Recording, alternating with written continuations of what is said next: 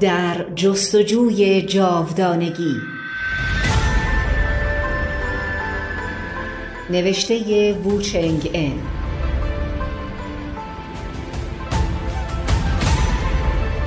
قسمت 4، چوب جادویی.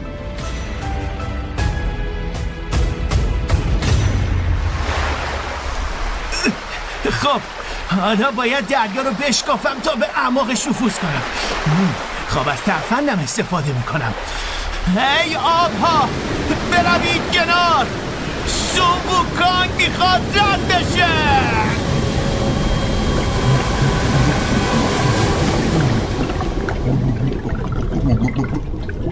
خب حالا دیگه دریا باز شد. حالا میتونم به راحتی و با یه حرکت برسم به اعماق دریا.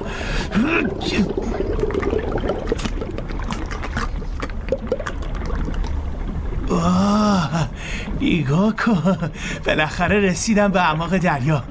قصر باید همینجا باشه. آره درسته، رسیدم به قصر. اینجام دروازشه. اینجا باید قصر اژدها باشه، همون که میمون پیر ازش اسپورت. آره خودشه. اون چند تا اژدها که میان این طرف هم حتما نگهبانای قصرن. آره از شکل و قیافشون معلومه. آجا کی هستی؟ اینجا چی میخوای؟ چه میخوای؟ تو خودت کی هستی؟ ببین چه رویی هم داره. اومده اینجا بعد خودش هم معرفی نمیکنه. نمیکنه. تو یه نگهبان بیشتر نیستی. بهتره بری کنار رو بذاری که من رد شم. کجا میخوای بری؟ کجا؟ اینجا هر کی بخواد بره داخل باید از ما اژدهای نگهبان اجازه بگیره. بله. منم اینجا رئیس همم. رسیدم از سما. نمیشه میتونی سرتو بندازی پایین بری. نمیشه.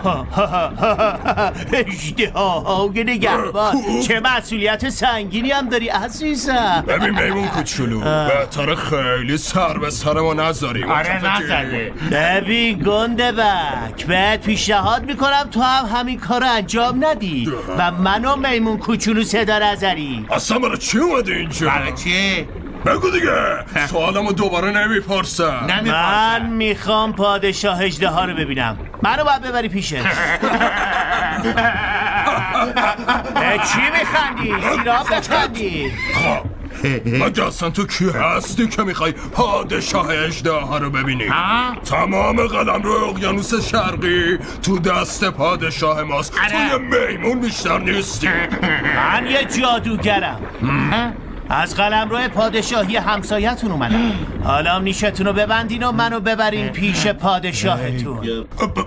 صبر کن، گفتین جادوگر؟ چشم قربان، الان میبرمتون. بله همین درسته. میگم بی خود نخندید. زود باشی بجنبین.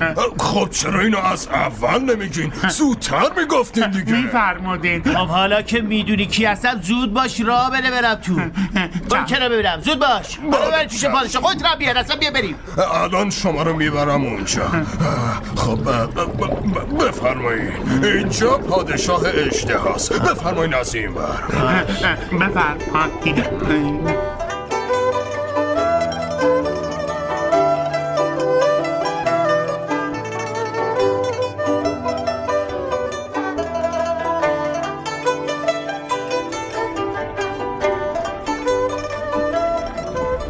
باید ضیافتی ترتیب بدیم و پادشاهان اقیانوس‌های دیگر رو به اقیانوس شرقی دعوت کنیم. تاجم کجاست؟ سرورم، امروز تاج شما و خودمو برای پاک کردن به یه 8 پایه چشم دادم تا مرواریدای درشتری از دل صدف پیدا کنه. 8 پایه یک چشم کارهای مهمتری از پیدا کردن مروارید داره ملکه. پادشاه اژدها، عرضی دارم قربان. این اژدهای نگهبان وقتا بی وقت مزاحمتون میشن سرورم. بیا داخل. عذر خواهم قربان. ببینم چرا انقدر ترسیدی اژدهای نگهبان؟ چه اتفاقی افتاده؟ یه جادوگر. ها؟ چی گفتی؟ جادوگر؟ بله قربان. میگه پادشاه قلمرو همسایه است، پادشاه میمونی کوه سنگی. اون یه جادوگره. یه جادوگر؟ اون میتونه خیلی خطرناک باشه. چه خطری میتونه برای ما داشته باشه؟ ما کلی سرباز و سلاح داریم، از پس یک میمون نمیتونیم بر بیاییم. اون فقط یه میمونه؟ بله یک میمونه. خب اینجوری که خیلی بامزه است. خب بگو بیاد یکم بهش بخندیم سرورم. اولی حضرت اینطوری هم نیست، اون میمون خیلی عصبانیه. خاموش! وقتی ملکه اژدها میگه بیاریدش باید اطاعت کنی. بله قربان چشم، الان میارمش. ولی سرورم نمیفهمم دلیل این همه ترس چی؟ اطاعت میشه قربان.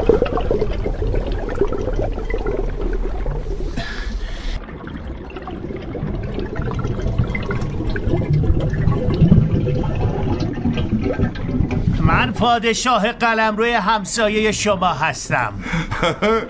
خب جناب جادوگر محترم، چه کاری میتونم براتون انجام بدم ها؟ دنبال سلاحی هم که برای من مناسب باشه، چون سلاحهای معمولی زیادی سبک و سستن. شنیدم شما سلاحهای فوق‌العاده‌ای دارید، پس میخوام یکی از اونا رو ازتون درخواست کنم. این موجود ریزه میزه میخواد از تو درخواست سلاح کنه.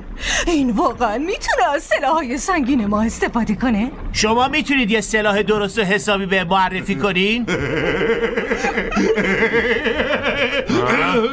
بله البته، یک شمشیر بزرگ دارم که میگم براتون بیارن. زود باشید برای جادوگر گرامیمون شمشیر بیارید.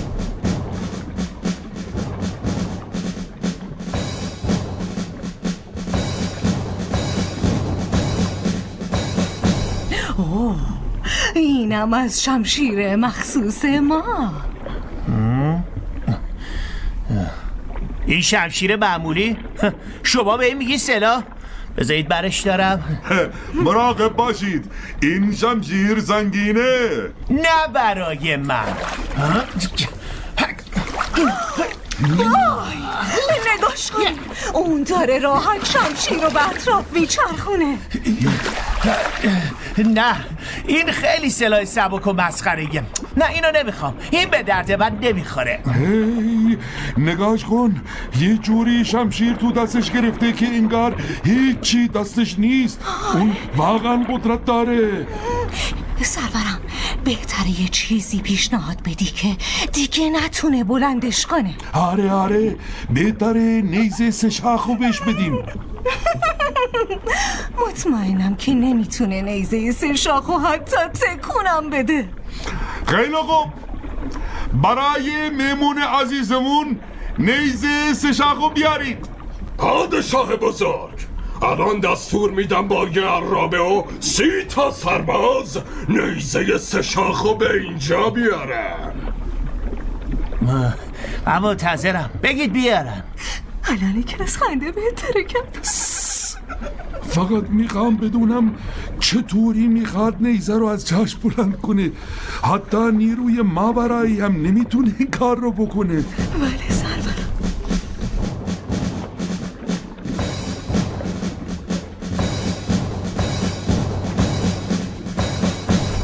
خب دوست عزیز، اینم از نیزه سه شاخ.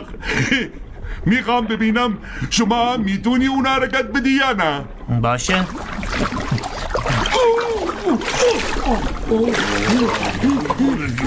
شما واقعا نیزه بلند کردی؟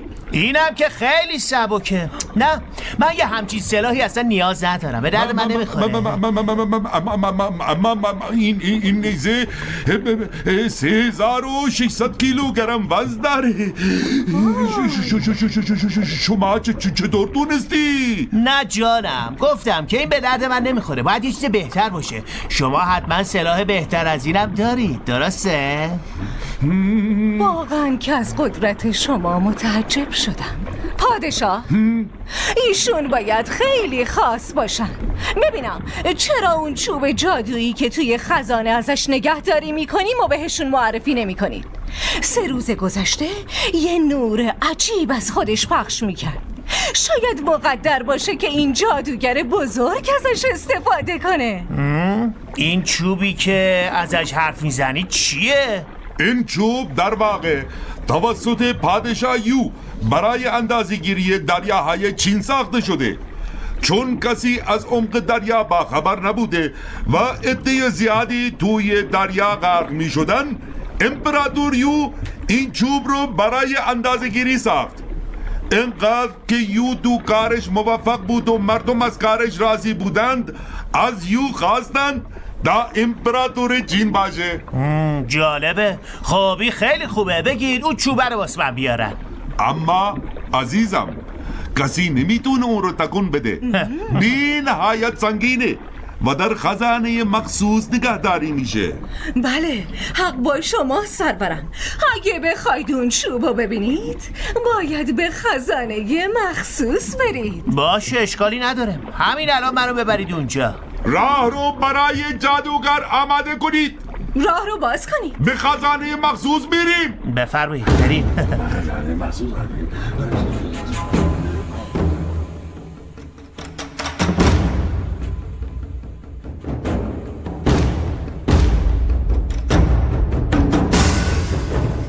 اینم خزانه. اجازه بدید فرمان بدم در خزانه رو باز کنن. نگهبان، زودتر در خزانه باز کن. اطاعت میشه.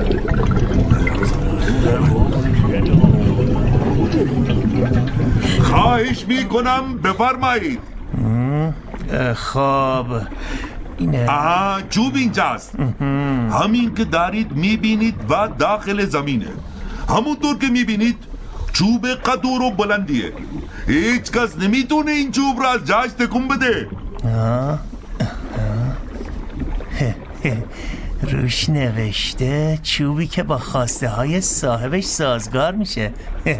خودشه. خب جناب جادوگر، این چطوره؟ این چوب 13,000 کیلوگرم وزن داره.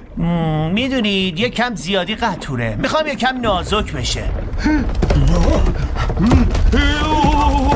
خدای من، این چوب به فرمان شما نازک شد. چقدر نازک شد؟ نازک شد. خب به نظرم زیادی هم بلنده. آره خیلی بلنده. باید خیلی کوتاه‌تر بشه. در واقع خیلی کوتاه. یا خدا این امکان نداره. چقدر این چوب کوتاه شد. این چوب مگه میشه اینقدر کوتاه بشه؟ اینجا چه خبره؟ خب چوب هنوز خیلی بلندی. باید انقدر کوچیک بشی که بتونم راحت تو رو حملت کنم. مثلا اندازه یه سوزن.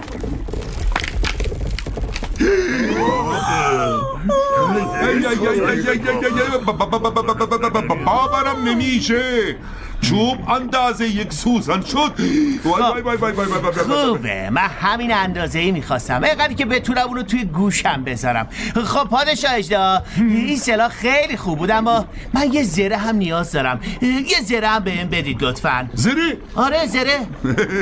اما من زره مناسب شما ندارم. ندارید؟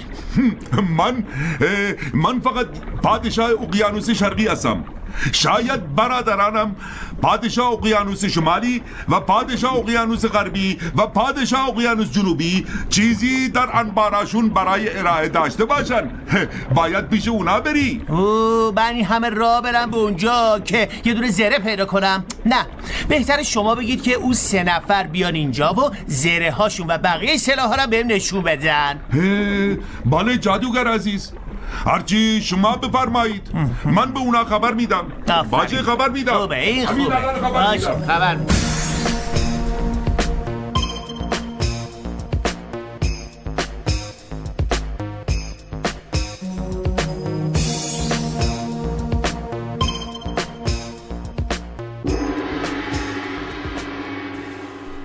پادشاه اقیانوس شرقی زنگ مخصوصی داشت. در مواقع اضطرار میتونست این زنگ رو به صدا در بیاره تا برای نبردهای بزرگ از برادرانش کمک بگیره. این بار درخواست سن ووکونگ پادشاه اقیانوس شرقی رو برون داشت تا زنگوله طلایی رو به صدا در بیاره. همین که برادرم پادشاه اقیانوس شرقی زنگوله جادویی و صدا در آورد، من 30 ثانیه‌ای خودم رو از اقیانوس غربی رسوندم اینجا. منم همینطور. منم با صدای زنگوله جادویی به اینجا آمدم.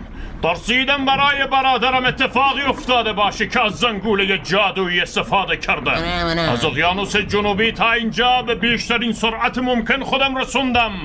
در اقیانوس شمالی دریا آرامتر بود و من توانستم زودتر از شما برادران به اینجا برسم. عرض ادب و احترام. و فهمیدم یه جادوگر به اینجا آمده و ازش سلاح خواسته. چه؟ یه جادوگر؟ چه تو همچین جرأتی کرده؟ یه جادوگر بی‌ارزش میاد و داشتمون ازش بترسه و زنگوله طلایی و صدا دراره. من از برادرمون پادشاه اقیانوس شرقی سلاح خواسته. برادرمون شمشیر بزرگ بهش داده، اونو نخواسته. نیزه سشاقو بهش داده، اونم نخواسته. در آخر چوب جادویی رو گرفته، اونم نخواسته. اونو خواسته گرفته. اون نمیتونه چوب جادویی از جاش تکون بده. اون قدرت عجیبی داره آقا، به طوری که با سحر توانسته چوب به اندازه یه سوزن کنه و در گوشش بذاره. از ما هم سلاح میخواد. یعنی چی؟ ما ناسلامتی پادشاهای اقیانوس‌های غربی و شمالی و جنوبی چرا باز به حرف جادوگر گوش بده؟ به نظر من هم باید این جادوگر رو دستگیر کنیم و به سیاه‌چاله بندازیم تا دیگه نخواد از این کارا بکنه. نه برادر، نه برادر، اون خیلی قدرت داره. چه قدرتی میتونه داشته باشه؟ من پادشاه اقیانوس جنوبیم، کارهای زیادی میتونم انجام بدم. ما 4 برادر کنار همدیگه محکم قرص قوی. نه برادر، نه اون خیلی قدرت داره. شمشیر 3600 کیلویی مثل یک پر از جا بلند کرد، چرخوند. نیزه سشاق 12000 کیلوگرم وزن داره، بلند کرد. خب قضیه فرق کرد. پنج اینطوریه چرا هرچی میخواد بهش ندیم؟ من موافقم.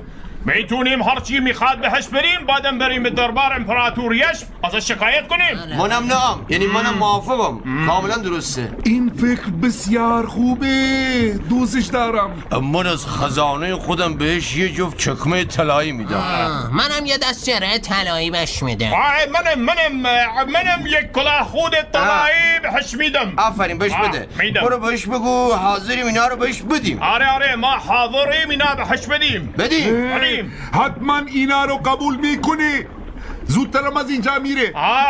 بله، بابت تمام گستاخی هایی که کرده، سلاح هایی که به زور از ما گرفته، باید به امپراتور بزرگ یش جواب بده. بهش بگم. برو بگم.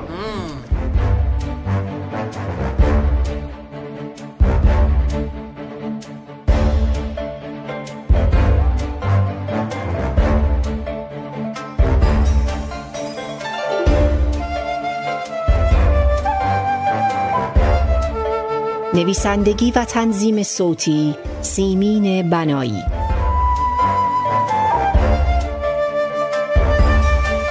بازیگران علیرضا تابان، فرزاد شیر محمدی، امین منصوری، همایون ظفرپور، میترا آهوان، فاطمه شعباندوست، مهدیه محبوبی، علی فلاحی، با حضور مجید حمزه.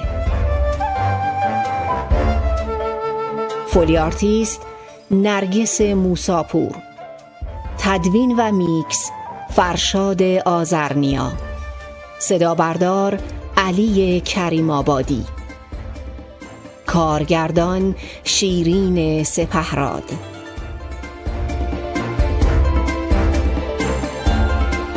تهیه شده در مؤسسه بین المللی رساسروش آرمان.